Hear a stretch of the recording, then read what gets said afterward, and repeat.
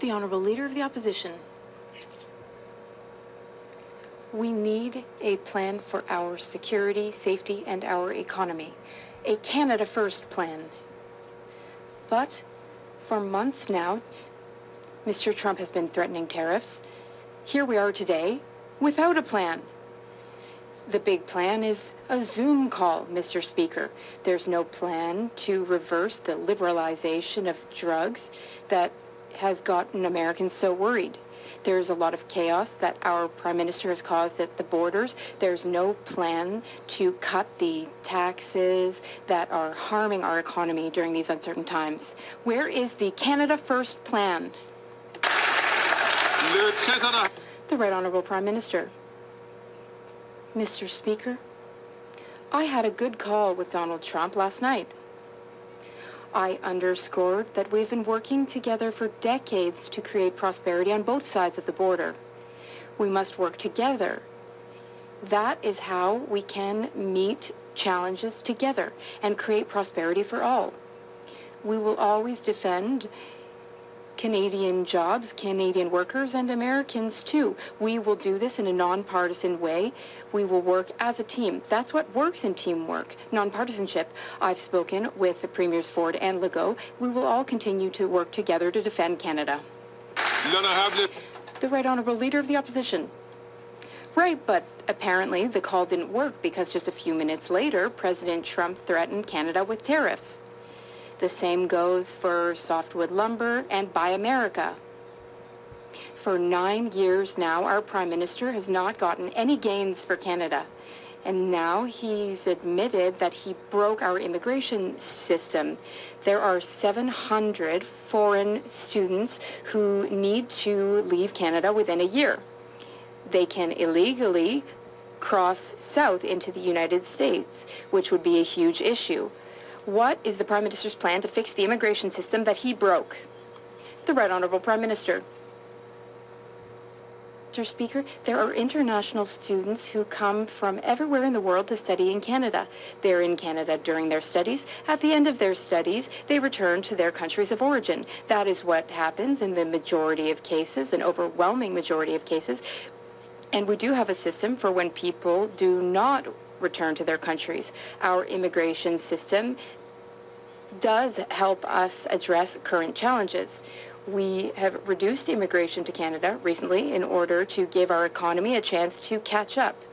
That's part of an immigration system that works and that meets the adapting and changing challenges that we have today. Plan for economy and security that puts Canada first. But despite the fact the Prime Minister has known for years that Trump was threatening these tariffs, and for 3 weeks that President Trump had won the election, the only plan he has is a Zoom call. No plan to reverse his disastrous liberalization of drugs that have killed people and now threaten our borders. No plan to fix the broken borders that he caused. No plan to cancel the tax increases that will drive billions and many jobs away. Where's the plan to put Canada first?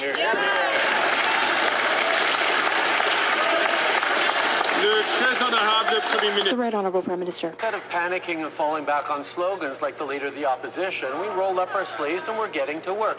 We're working with all the premiers, pulling together in a Team Canada approach, because that's how we defend Canadian jobs from coast to coast to coast.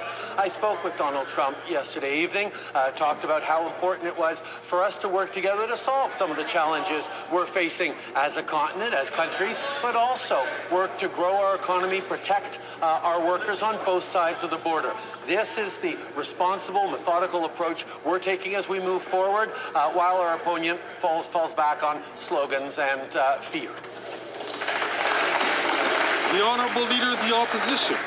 He spoke with the incoming president, and moments later, Mr. Trump put out a tweet slapping a 25% tariff on Canada. So that worked about as well as the Prime Minister's efforts on Buy America and softwood lumber, which continue to be penalized, even though the previous Conservative government got both of those things lifted. Now move over to drugs. The Prime Minister's disastrous legalization and liberalization of drugs has the Americans worried, in addition to costing 47,000 deaths in Canada. Where's the plan to stop the drugs and keep our border open to trade? The Right Honourable Prime Minister. Mr. Speaker, once again, the Leader of the Opposition is just making stuff up. I clearly spoke with the President of the United States an hour and a half after he put out his suggestion on tariffs. The reality is we're going to continue to work constructively with the incoming administration to protect Canadian jobs, to protect Canadian growth, to take the responsible approach that isn't steeped in partisanship, that pulls together the Team Canada approach that stands up for Canadians instead of throwing our arms up and saying all is broken like the Leader of the Opposition. The Honourable Leader of the Opposition. Well, that's even worse. The statement went out promising tariffs before they even got a chance to speak. It's kind of like him backing down on Buy America and backing down on softwood lumber, Mr. Speaker. Now let's move to the tariffs the Prime Minister wants to impose on our economy.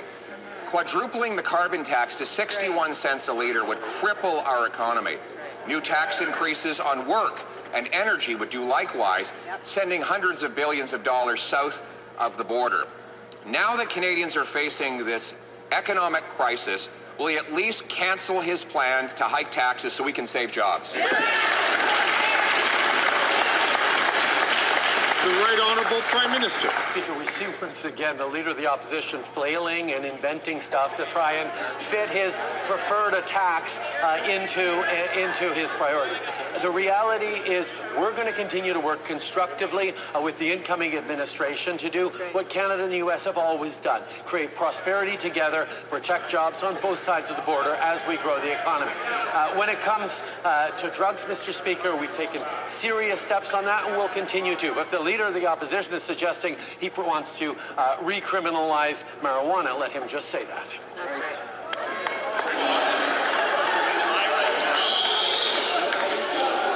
Order!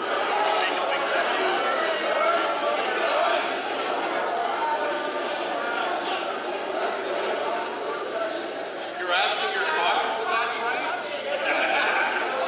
Order. L'honorable député. The Honourable Member for Belleuil-Chambly. Mr. Speaker, over the past few days and hours, we have received signals that we are about to go through some significant insecurity, and we will experience that in Parliament too. There's protectionism, there is rather strong diatribe, strong choice of words. Now is the time to unite people, to make people feel safe, especially economically. We should support the most fragile and the most vulnerable in our society.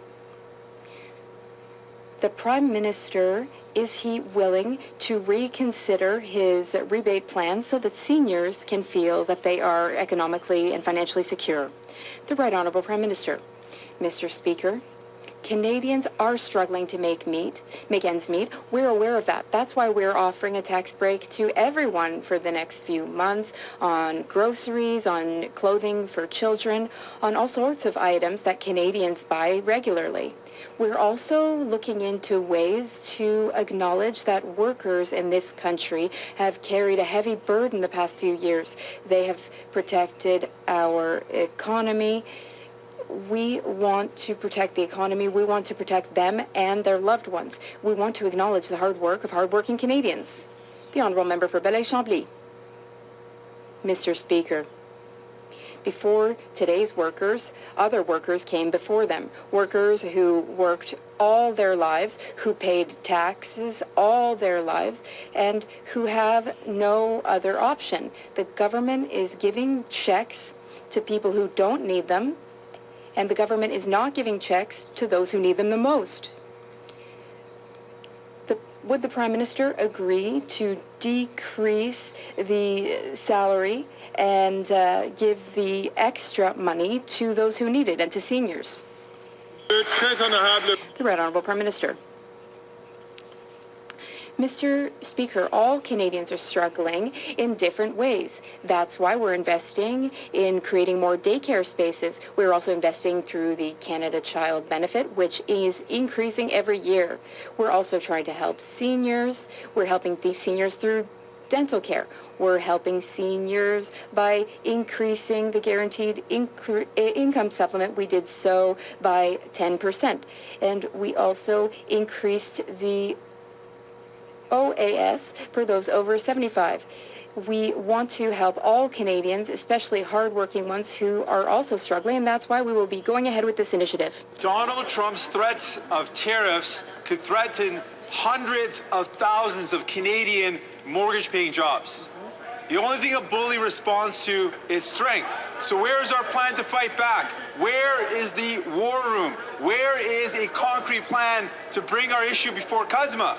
Why isn't the Prime Minister fighting like hell for Canadian jobs? Hear, hear, hear, hear.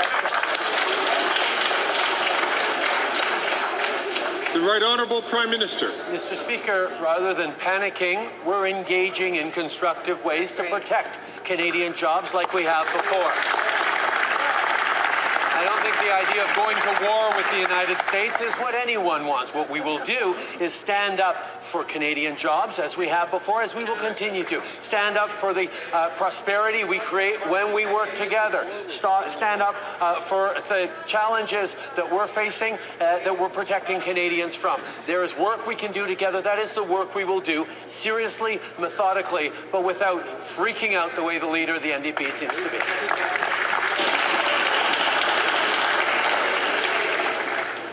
L'honorable député de Burnaby. The Honourable Member for Burnaby South. Forward, if the government ignores this problem, they need to take it seriously. They can't afford another letdown. Les attaques de Trump n'étaient pas une surprise. Trump's attacks did not come as a surprise.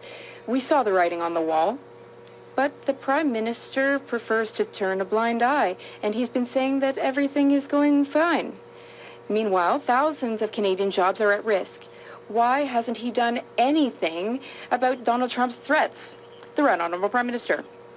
Mr. Speaker, we take our economy and defending it seriously. That means we can't take action out of panic. We need to defend the principles that will help us thrive. In North America, we all succeed when we work together. We will work with the American administration to address the challenges that both of our countries are faced with. We will work together to create prosperity for our workers and to defend our workers. That's what we've always done. That's what we will continue to do. Mr. Speaker, this is not time to panic. This is time to work hard, and that's exactly what we're doing. Honourable Member from Regina Capel. We need a Canada First plan to fix what the Prime Minister has broken. The first time he went head-to-head with Trump, the Prime Minister was forced into accepting humiliating concessions on agriculture, steel tariffs, and on Buy American. And that was when Canada had a stronger position thanks to a decade of low-tax, pro-job, conservative policies. After 9 years of economic vandalism, though, he's put Canada in an extremely vulnerable position. Per capita GDP is now lower than 9 years ago. Canada has the most indebted household amongst our trading partners. We have the worst housing inflation, and food prices have risen 37% here, faster here than in the U.S. Now that he's negotiating a position of weakness, why should Canadians expect anything?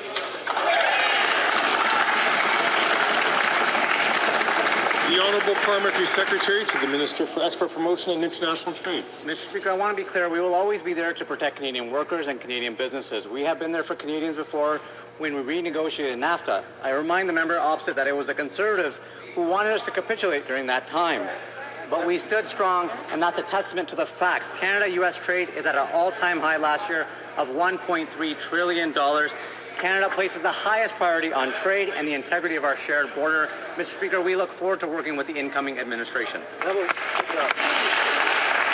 The Honourable Member for Regina Capel. It was that Prime Minister that was forced to accept humiliating concession after concession. And now he's kneecapped Canada's economy. He's slapped a massive carbon tax here while the U.S. doesn't have one at all. Yep. He's raising taxes on investing in Canada while the U.S. is fighting to attract investment there. Exactly. He's imposed a production cap on Canadian energy, meaning Canada will produce less of what the U.S. needs to buy. Yep. There are less than 60 days left to act. It's time for the Prime Minister to put aside his partisanship, his ideology, and his ego. Will he strengthen Canada's position by cancelling his carbon tax and all tax hikes on jobs and investments? The Honourable Minister for Innovation. Mr. Speaker, will take no lessons from the Conservative. Their strategy, Mr. Speaker, last time was to capitulate on this side of the House. As the Prime Minister said, Mr. Speaker, is to take that seriously and methodically. Mr. Speaker, we have been engaging with our U.S. partner on three key things. The first one is security. Security of the border, security of the North and the Arctic, resilient supply chain when it comes to semiconductors, when it comes to critical minerals, when it comes to energy, and put forward a growth plan for North America, Mr. Speaker. On this side of the House, we'll fight for Canadians, we'll fight for industry, we'll fight for our country, Mr. Speaker.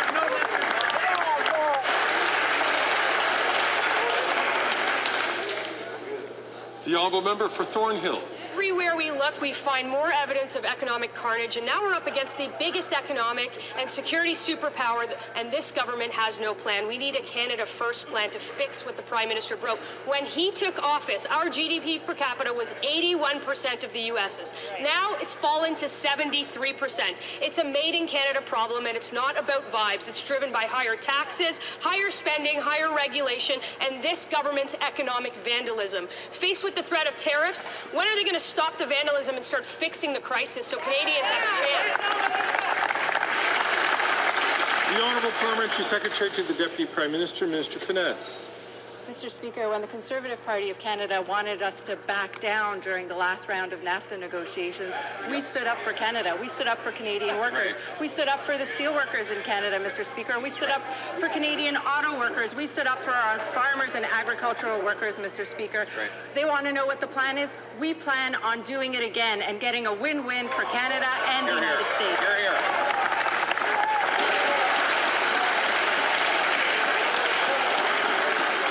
The honourable member for Thornhill. Mr. Speaker, they backed down themselves last time, and Canada has become poorer since then than Alabama. That's not a record that anybody should be proud of. Our productivity gap with the U.S. costs every Canadian $32,000 a year. Average return on investments are 35% higher in the U.S. than in Canada. Our government's plan to quadruple the carbon tax, they doubled housing prices, they increased taxes on work and investment. With the threat of crippling tariffs, will the Prime Minister end all of the tax increases so Canadians stand a chance? The Honourable Parliamentary Secretary to the Deputy Prime Minister and Minister of Finance. Mr. Speaker, we have an excellent relationship with the United States, a relationship that is mutually beneficial. We do enormous amounts of trade with the United States, and the United States depends on Canada for much of its energy supply, Mr. Speaker. They want to know what the plan is. The plan is to continue to work with the United States in order to protect Canadian jobs, in order to protect the Canadian economy and make it grow for everyone. That's right. L'honorable député de Mégantic. The honourable member for Mégantic-l'Érable. After 9 years of this Prime Minister, we need a plan to put Canada first and end this Prime Minister's economic vandalism. He broke the immigration system. He is unable to protect the borders. He's left our economy with a huge debt. And young people have lost all hope of ever being able to buy a home. So what's the Prime Minister's plan to put Canada first and protect the futures of all Canadians? The Honourable Minister of Innovation. Mr. Speaker, we won't be taking any lessons from the Conservative Party. The last time they put forward a strategy, it was a strategy to capitulate to Americans. We will always put Canada and Canadians first. As the Prime Minister said, we've been working with American counterparts for months. We've been discussing the safety of our borders. We've been talking about the resilience of our supply chains in semiconductors, in critical minerals, in energy. Also, Mr. Speaker, we do have a growth plan for North America. We will always be there to defend our workers, our industry, and, of course, Canada itself. Thank you, Mr. Speaker. The Honourable Member for Mégantic-l'Érable. Well, what we do know, Mr. Speaker, is that after 9 years, this Prime Minister has thoroughly failed and constantly failed. What is his plan to put Canada first? He's failed with our border. He's failed softwood lumber. He has created chaos in our immigration system. He's botched things with our passports. Here's the real question. What is the Prime Minister's plan to put Canadians first? The Honourable Minister of Innovation. Mr. Speaker, what the Conservatives don't want to talk about is Canada's investment track record in 2022. Yet last year, Mr. Speaker, Canada received almost $60 billion in investment. Can you believe that, Mr. Speaker? We had historic investments in the automobile sector, in the critical minerals sector, in energy. Mr. Speaker, Canada has become the strategic partner of choice in a no-carbon economy, and Canada will also be a leader in artificial intelligence and nuclear energy. Mr. Speaker, Canada is a country of the 21st century. The honourable member for Saint-Hyacinthe-Bagotte. Mr. Speaker, Donald Trump wants to impose a 25% tariff on all Quebec and Canadian products. That would be a disaster, including for the Americans. First of all, we welcome the fact that the Prime Minister has agreed to meet his counterparts from Quebec and other provinces tomorrow, but he will have to come up with a clear approach. Supply management must be protected immediately through C-282. Ottawa has to demonstrate that it will not bend on our lumber, aluminum, aerospace, and all of Quebec's economy. Now, will the Prime Minister appear before his counterparts with a plan? The Honourable Innovation Minister. Mr. Speaker, I thank my colleague for the very important question. As the Prime Minister said earlier, Mr. Speaker, there will be a First Minister's meeting. Mr. Legault will participate in the meeting. Now, of course, Mr. Speaker, we will always stand up for aerospace workers, aluminum workers, the new and emerging battery industry in Quebec.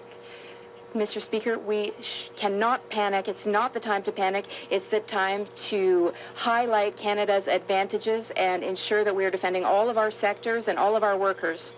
The Honourable Member for Saint-Hyacinthe-Bagotte. Mr. Speaker, Trump's tariffs are designed to force Canada to tighten its borders against illegal migration and drug trafficking. Quebec has been demanding for years that Ottawa fix its colander of a border. Quebec has even had to deploy the SQ, Quebec's police. For years, the Bloc Québécois has been hounding Ottawa about human smuggling and organized crime. Even before Trump was elected, we were calling for more resources at the border. Despite all of those warnings, Ottawa did nothing, and our economy is now threatened by Trump's tariffs. Do they now understand that we have to take action at the border? The Honourable Minister of Public Safety. Mr. Speaker, we didn't just start to understand it now. We have been supporting our border agencies, the RCMP, CBSA. We've been doing this for years. We have the same interests as the Americans. On both sides of the border, we want to ensure the safety and integrity of our borders. Canada wants to determine what happens in Canada. It's the same in the United States. We have a long history of daily teamwork with the United States, and we will continue in that vein. The Honourable Member Saint-Hyacinthe-Bagotte. Well, the Prime Minister will have to announce that he is finally ready to fulfill his responsibilities at the border. He has to announce how he's going to shore up his colander of a border by January. That is the bare minimum. The bare minimum after having shirked his responsibilities despite repeated warnings from Quebecers. Human smugglers and organized crime have been running the show at the border for years. Now, the result of the Prime Minister's inaction is the threat of 25% tariffs, which would put Quebec's economy at risk. Will the Prime Minister finally announce that he will allocate sufficient resources to the borders? The Honourable Minister of Public Safety. Mr. Speaker, once again, we have always sent sufficient resources to the border to support the excellent work done by the CBSA and the RCMP. They do that work with police counterparts, be it the Sûreté du Québec, Quebec Police, or American police. We will continue to guarantee that they have the technology and the human resources that they need. In fact, we will even better support those workers and that technology to ensure that they can continue their exceptional work. Fort McMurray, Cold Lake. We need a Canada First plan to fix what the Prime Minister broke on the addiction crisis and illegal drugs. 47,000 Canadians have died under this Prime Minister's watch. That's more than we lost in the Second World War. We need to fully reverse his liberalization of drugs that kills our people and threatens our borders. We need to secure our borders against the importation of chemical precursors that make fentanyl and other deadly drugs. Criminals are taking advantage of our drug policies and cooking fentanyl ready for export. Will the Prime Minister finally admit his policies have failed and end his insane drug policies?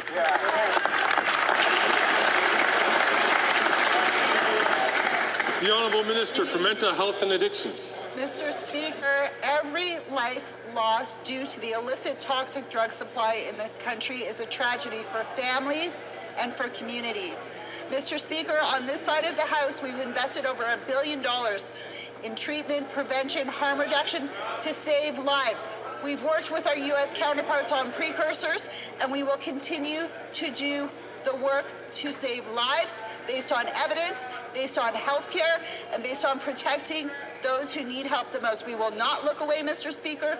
We are here to protect those who need our help. The Honourable Member for Fort McMurray Cold Lake.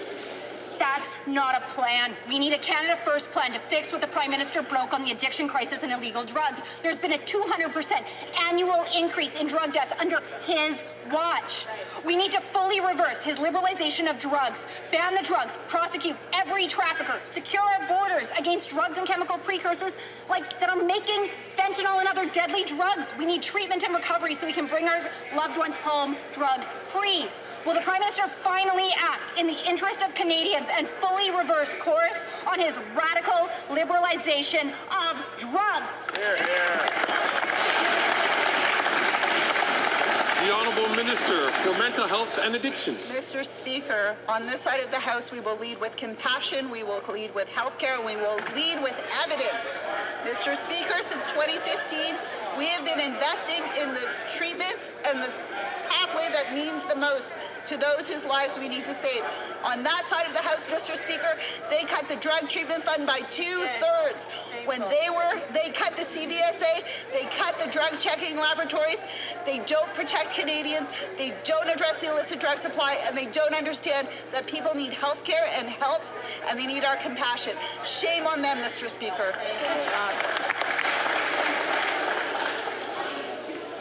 The Honourable Member for Simcoe North. The Prime Minister's economic report card is in. Canadians have the highest consumer debt in the G7. House prices have doubled. Per capita income is lower today than it was 10 years ago, and the average Canadian makes $30,000 less than their American counterpart.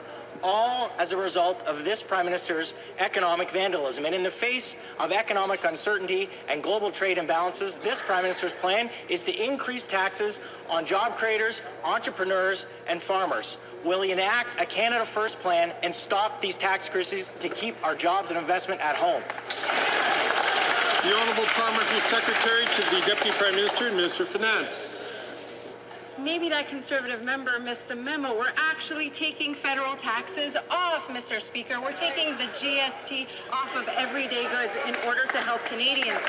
We are wondering on this side of the House how the Conservatives could be against a tax break for Canadians. This will put more money back in their pockets, Mr. Speaker, right around the holidays when they need it most. Mr. Speaker, this policy is good for Canadians. It's good for the economy. It's just bad for Conservatives. The Honourable Member from Simcoe North. Mr. Speaker, if the government doesn't want to listen to Conservatives, maybe they'll listen to economists at National Bank who found that real GDP has contracted 4% since 2022. This is unprecedented outside of a recession. It's a made in Canada, per person GDP recession caused by the economic vandalism of this Prime Minister's policies, whose only plan is to increase taxes on everybody, farmers, physicians, entrepreneurs, and all people who want to invest in Canada. When will the Prime Minister enact a Canada First plan to keep jobs and investment in Canada and our Canadians at home? The Honourable President of the Treasury Board. what my honourable colleague doesn't quite understand is that we do have a Canada First policy. That's why we have the lowest net debt to GDP ratio in the G7. That is why we have a AAA credit rating. That is why we have inflation being decreased not once, not twice, but 3 times to 1.6% in September, Mr. Speaker. And at the same time, we have supports for Canadian, for example, the tax holiday and supports for 18 million workers come this spring, Mr. Speaker. On this side of the House, we have the balance right, and we have a Canada First policy for Canadians. The honourable member for Edmonton Strathcona. Once again, the Liberals have failed Canadians that need help most. People living with disabilities, students, and seniors have been abandoned by the Liberals' rebate program. My constituents are rightly furious. And Mr. Speaker, I can tell you that the students, the seniors, and the people living with disabilities in Edmonton Strathcona are not feeling a vibe right now. They are really, really struggling. And of course, the Conservatives would do nothing but cut these programs for Canadians. Will the minister fix this program and get help for those who need it the most? Hear, hear.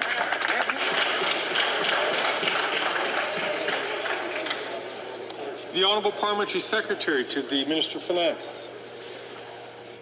Mr. Speaker, the GST holiday will apply to everybody. All Canadians will benefit from this tax break, Mr. Speaker. But one of the things that I really take issue with is the insinuation that people with disabilities aren't working, Mr. Speaker. 62% of people in Canada with disabilities are working and will benefit from the check.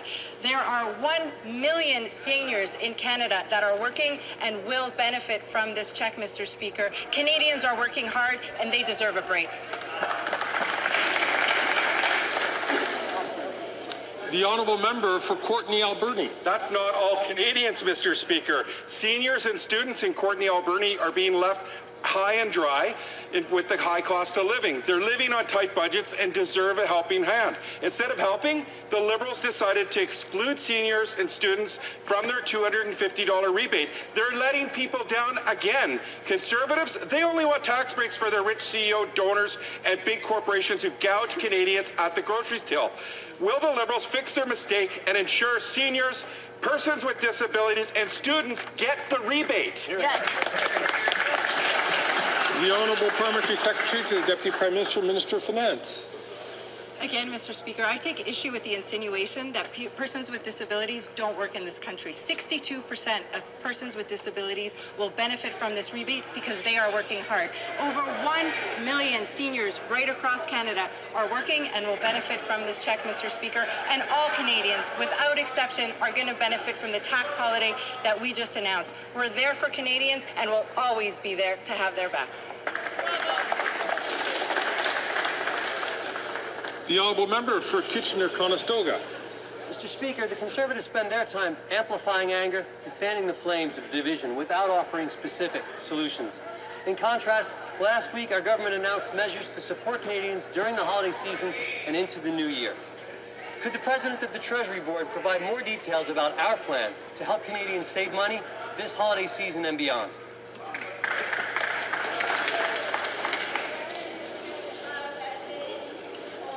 I would invite the Honourable Minister. I'd invite the Honourable Minister to wait until she's addressed. The Honourable President of the Treasury Board.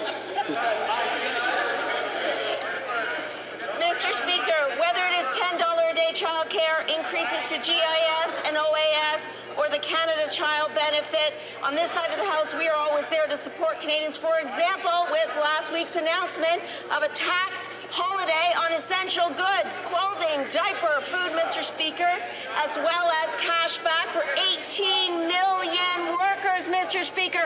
While the Conservatives play partisan games, what we have to say is we have no idea whether their members actually would support this measure because they're not allowed to let us know.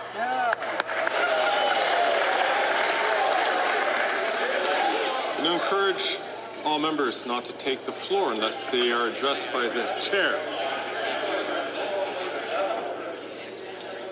The honourable member from Chilliwack Hope.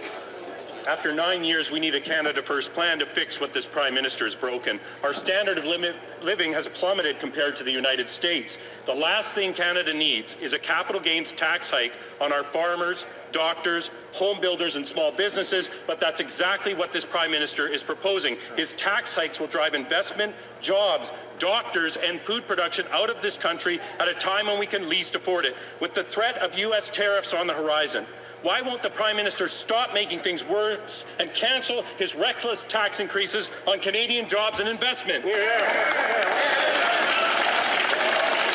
Honourable Parliamentary Secretary to the Deputy Prime Minister and Minister of Finance.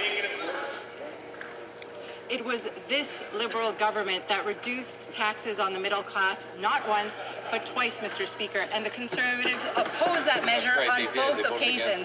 Now, Mr. Speaker, we're coming with a tax break for the holidays. That's going to mean more money in the pockets of Canadians, and yet again, the Conservatives are opposing this measure. Mr. Speaker, do the Conservatives really believe the talking points that they're saying? Mr. Speaker, if they did, they would vote in favor of a tax break for Canadians. That's what we've put on the table. How are they going to vote?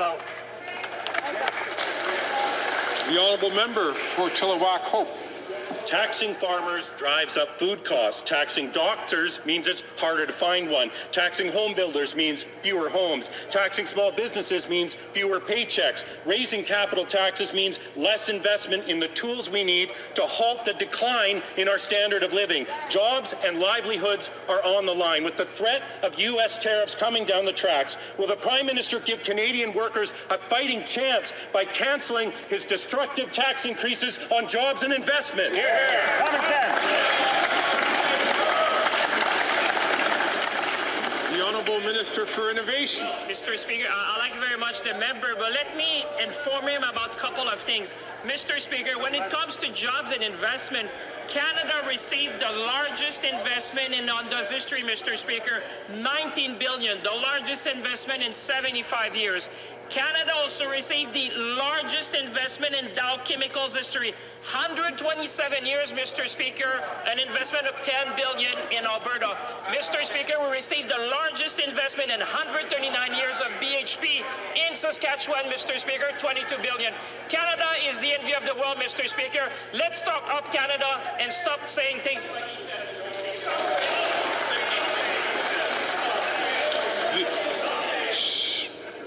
The Honourable Member for Oxford. Mr. Speaker, we have learned from this government's own immigration documents that nearly 5 million people will have their temporary visas expire next year. The Minister of Immigration was asked for his plan in committee yesterday, but he had no plan. Can the Prime Minister correct his minister and tell us his plan to enforce and ensure that the nearly 5 million people that leave Canada when their visas expire next year?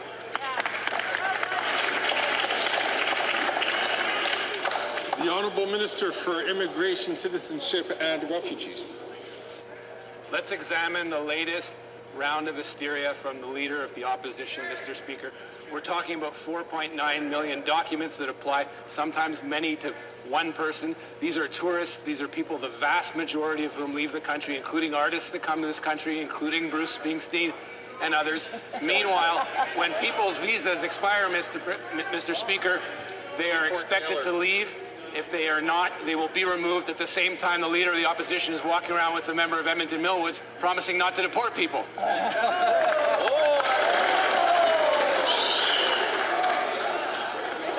The Honourable Member for Oxford. Mr. Speaker, again, there's no plan from this minister. And after 9 years of breaking our immigration system, his plan is to ask them to leave nicely. And now they're staring at 25% tariffs on all Canadian goods that will crush our Canadian workers and cripple our economy. We need a Canada First plan that fixes the immigration system and ensures that the 5 million people will leave when their visas expire next year. When will we see that plan? The Honourable Minister of Immigration, Citizenship and Refugees. Mr. Speaker, again, we see now the Conservatives' rollover first program. They're talking about people that are here that do routinely leave the country. They come in as tourists. It includes a vast array of people. He's answering an OPQ question that they posed us. We were very precise in the answers they gave it. Sometimes it's not 5 million people, Mr. Speaker. It's a number of documents attached to the same person. So let's park the hysteria. Let's talk about real things. Let's talk about the managed plan to migration that is actually doing very well in this country, according to Canadians. Hear, hear.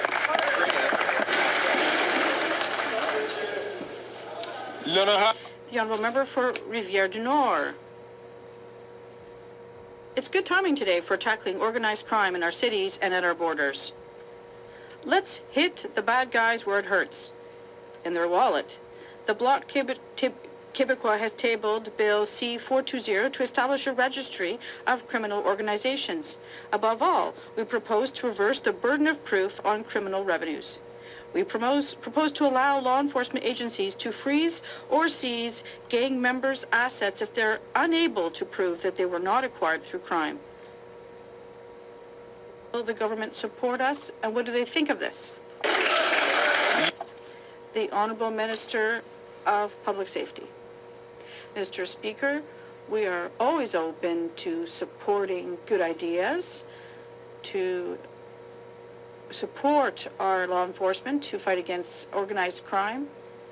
There already are provisions in the criminal code that allow our courts and to seize assets and bank accounts that are the result of proceeds of crime. But if my colleagues has other suggestions, we are absolutely open to looking at seeing what we can always do to support the important work of our law enforcement. The honourable member for Rivière du Nord. Thank you. I'll say it again today. The federal government has every interest in showing that it takes the problem of organized crime seriously. The Americans are listening. Our bill C-420 makes it easier to lay charges against criminal gang members, and most importantly, it gives police new tools to seize the proceeds of crime before they disappear. C-420 makes participation in crime more dangerous and less rewarding. It's a strong message to send to organized crime, both on our streets and at our borders. Will the government support this? The Honourable Minister of Public Safety. Once again, Mr. Speaker, I'd like to thank my colleague for his idea that it's important to support our law enforcement, our attorney generals, and to ensure that no one's benefiting from crime, and particularly organized crime. We recognize the important work that the RCMP is doing with our partners, whether it's Quebec Police, the OPP, and municipal police. There are already provisions in the criminal code, so the Attorney General and myself will always be looking at good ideas to enhance and support law enforcement across the country. The honourable member for Selkirk Interlake Eastman. We need a Canada plan first to fix the Prime Minister's what he's broke in the Canadian Armed Forces. Under this Prime Minister, our warships are rusting out, our fighter jets are worn out, our army has been hollowed out, and our military is so short of soldiers, sailors, and air crew that our troops are burnt out, and we're short 15,000 troops. Even his own defense minister described the state of our military as being in a death spiral. Defense procurement has gotten so bad under these Liberals that they can't even supply the ammo and munitions that Canada and our friends need. Why has the Prime Minister turned Canada into an unreliable ally? The Honourable Minister for National Defence. Thank you, Mr. Speaker. You know, all of us remember the last time the Conservatives talked about a Canada First defence policy, and we also remember what you did. What they did, Mr. Speaker, they gutted the defence budget. They reduced defence spending to less than 1% of our GDP for only the first time and only time in Canada's long history. And in the last 9 years, as we have doubled defence spending, those Conservatives have voted against every single dollar, just as they voted against support for Ukraine. Mr. Speaker, standing up for the Canadian Armed Forces may require the Conservatives to stand up to their leader. Yes. We have nothing because of you, fuckwad.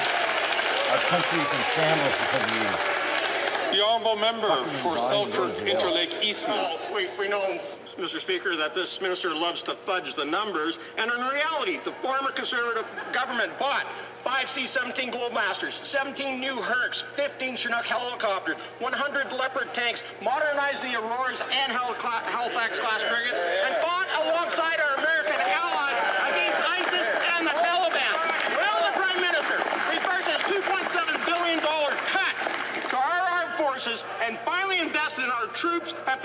Canada's interests first.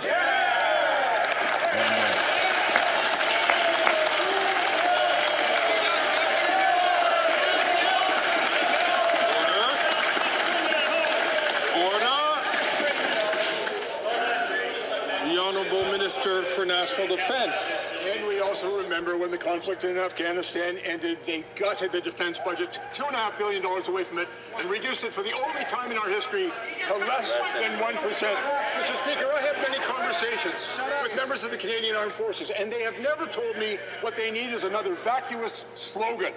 What they said is that they need real investment in ships, and in planes, and in infrastructure, and most importantly, in our people.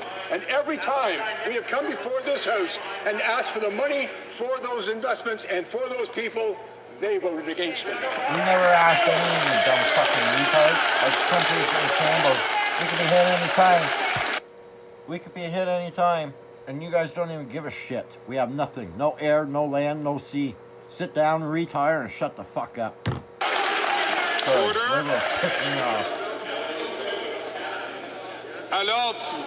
Order, please. The Honourable Member for Charlebourg, Haute-Saint-Charles.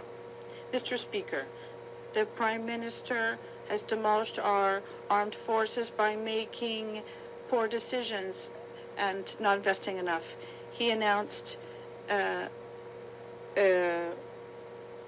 reductions in the defense budget, and he is not reinforcing our military. After 9 years of waste, can this Prime Minister have a plan to put Canada first?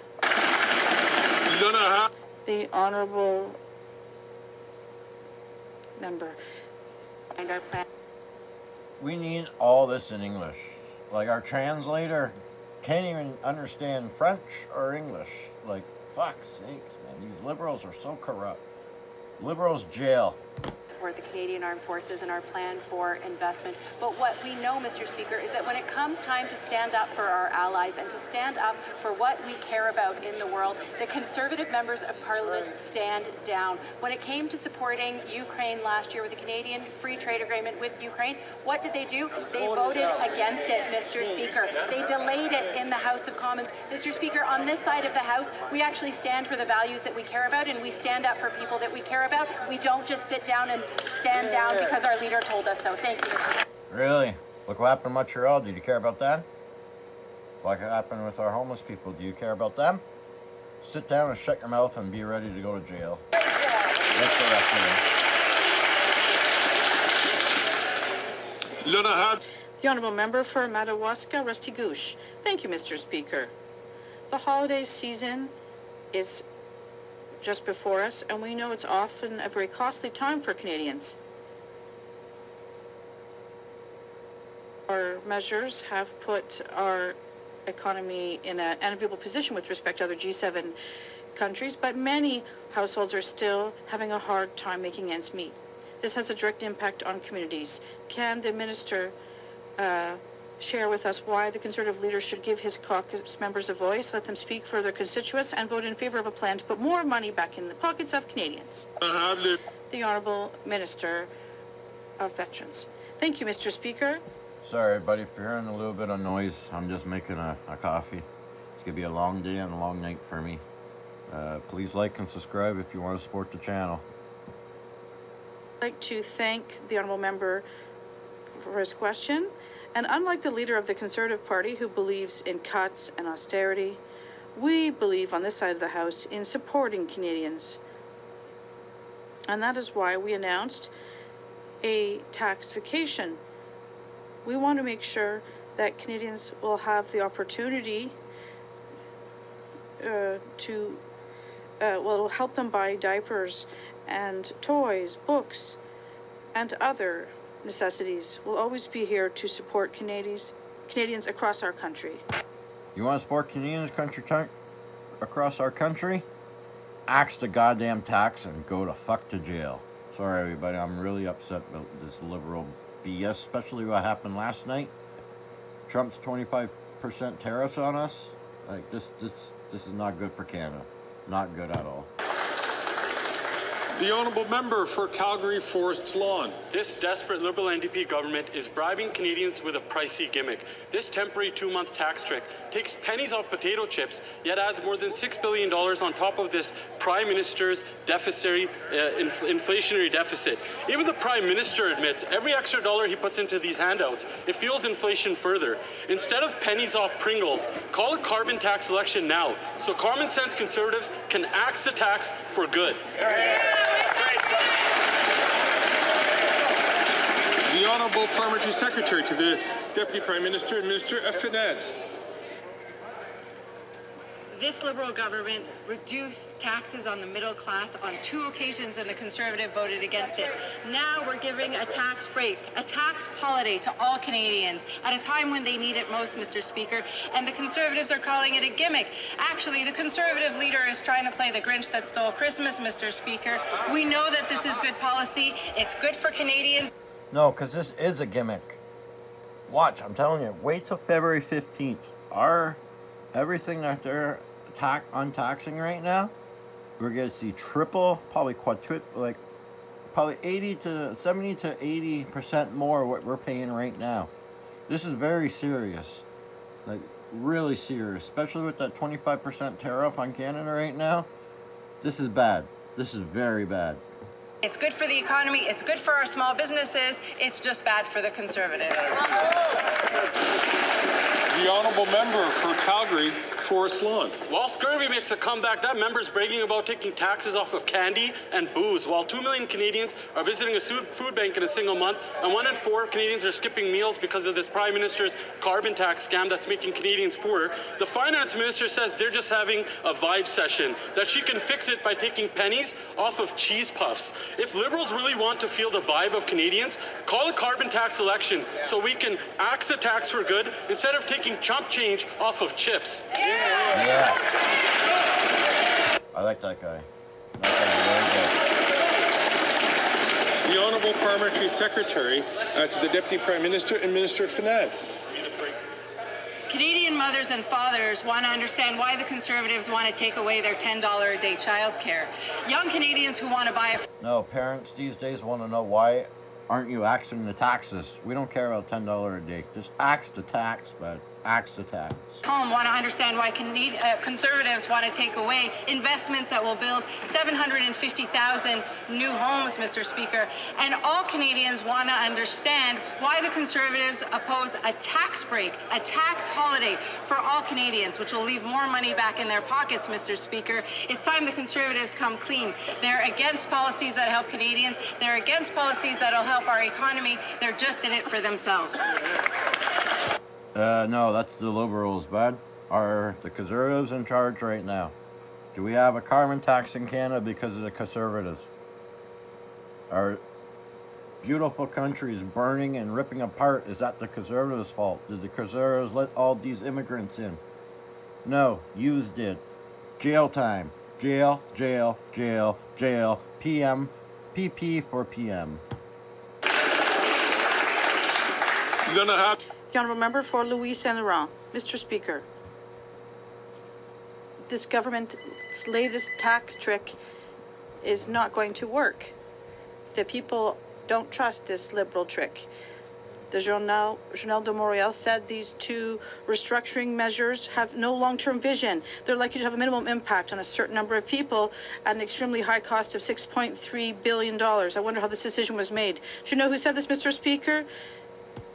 Sorry about that, everybody. I was my dad calling. I'll give him a call back whenever this is done. Former Transport Minister and former Quebec Lieutenant. Does he agree with his predecessor, who has understood this common sense? The Honourable Parliamentary Secretary. These Conservatives, it's always partisanship first and Canadians last, Mr. Speaker. Once again, the Conservatives are opposed to helping Canadians. We know that this tax break will leave more money in the pockets of Canadians, but the Conservatives are opposed to this. They're also opposed when we lower taxes for the middle class. Then they're also against it once again when we want to take tax off everyday products. It doesn't make sense. The honourable member for Guelph. Mr. Speaker, this week is National Addictions Awareness Week. It's a time for all of us to raise awareness as well as challenge stereotypes towards addiction. On this side of the House, we know addiction is a health condition and deserves to be treated like one in order to save lives. Can the Minister of Mental Health and Addictions share some of the ways our government is helping those in need?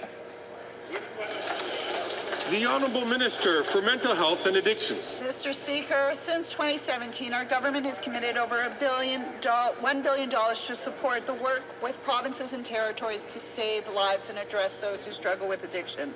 We know that doing this work... How? By giving them more fucking drugs? By bringing them over? It's all your fault. Canada is going through all this shit. All the Liberals' community fault. organizations, local healthcare providers, and communities, Mr. Speaker, whether they're municipalities or Indigenous communities, is the way that we make it through to save lives and meet people at their hardest moments. We know we need more harm reduction and prevention. We know we need treatment services and recovery and aftercare, Mr. Speaker. We are there for Canadians. We need to open the door to those who struggle with addiction so they're not alone. The Honourable Member for Victoria. Mr. Speaker, everyday Canadians are scraping by while CEOs get richer. Liberals are letting Canadians down. They put an expiry date on their GST cut. And on the rebate, the Liberals' message to seniors, students, and people with disabilities is, you don't get a break. It's shameful. And the Conservatives, they only want tax breaks for billionaires, not parents who are just trying to keep up with their bills and grocery costs. Why won't this government make billionaires pay their fair share so that seniors and people on disability get a break? Or why don't you axe the tax and whoever works and whoever gets to keep their own freaking money with no carbon tax or anything, so we don't lose our own goddamn money. We work hard for our money, we want to keep our fucking money. The Honourable Parliamentary Secretary to the Deputy Prime Minister and Minister of Finance. I appreciate the question from my colleague opposite. She knows very well that our government has done the most in order to ensure tax fairness throughout the country, Mr. Speaker. We have acted in order to ensure that the very wealthy pay their fair share, and we are helping Canadians, vulnerable Canadians that need our support, as well as working Canadians, Mr. Speaker. Working Canadians are going to receive a check in the spring, Mr. Speaker, and I certainly hope that the NDP will support it. We don't care about this check. Give it to the middle class that you guys are screwing up. Give it to the homeless people. Let them go out and buy food. Let them go out and support their family. Give it to them. Disability, everything, or even just axe the tax, and we Canadians will help our own Canadians since you guys aren't doing nothing for us.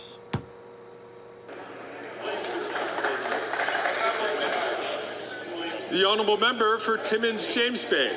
Asia Pulp and Paper and the Wijaya family have a notorious track record. All of the alarm bells should have been sounding when their front company, Paper Excellence, showed up to get control of Canadian operations. Instead, this government laid out the red carpet. Now Asia Pulp and Paper controls vast sections of Canada's forests. Now the Minister of Innovation brags that he's never taken any lessons. Well, obviously he got played like a rube at the county fair.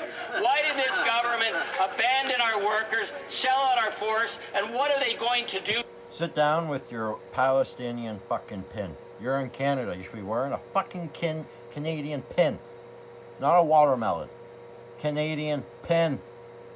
Protect our mills and our forestry communities. Good question. The Honourable Minister for Innovation. Mr. Speaker, I have a lot of respect for the member, but I think he should get his facts straight, Mr. Speaker. In fact, we stood up for our workers and... See, look, this dumbass is wearing a Canadian pin. Industry. In fact, Mr. Speaker, we had a national security review, and in fact, Mr. Speaker, they are bound by undertakings for years to come, Mr. Speaker, to protect the industry, to protect our workers, Mr. Speaker. When it comes to national security, we will always be on the side of Canadians, always make sure that we protect our national interests and our economic interests, Mr. Speaker.